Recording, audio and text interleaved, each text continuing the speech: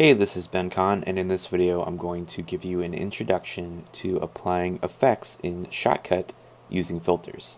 So Shotcut works a little bit differently than other editors that you might be used to, like Camtasia or ScreenFlow, and instead of applying effects as kind of objects that go onto the timeline, we actually apply them as filters to different clips. And to do that, we're going to go away from the playlist panel that you might be used to looking at in Shotcut, and instead click to where it says filters here at the bottom to bring up our filter tab. So we don't have any options yet because we have no clip selected. So I'm going to click on a clip and start by applying a basic effect. I'm going to click the plus icon up here to add a filter to my clip, and I'm going to maybe just do a video effect, and I'm going to do fade in video. And you can see now there is a pretty basic fade in effect applied to that clip. I can make that more dramatic by just changing the duration here, and you'll see all the different filters have properties or criteria that you can change as you're working with them. So here's what that looks like now. It's a much more dramatic fade in effect.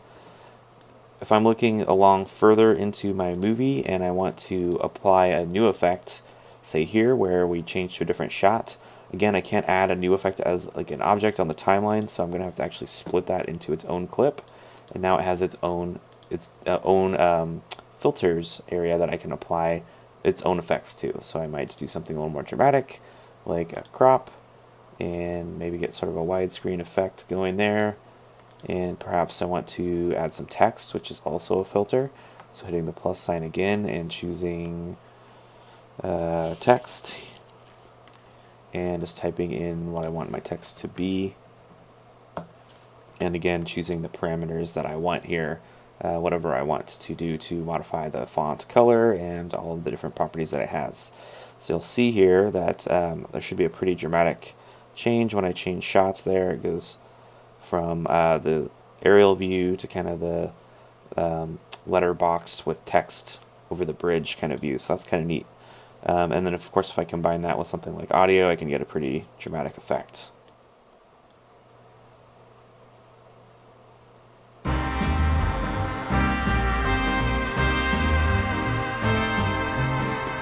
So I could keep applying additional filters to that. I could do things like fade out the music or take away the text. Just remember that every time you want to change the filter effects, you need to make a new clip by putting your playhead where you want the change to occur. So maybe right there, and again hitting S to make a new clip. And on our new clip we could take away the text and crop, and we'll have sort of a new transition there. So that's been a quick look at using filters to add effects in Shotcut. Thanks for watching. See you next time.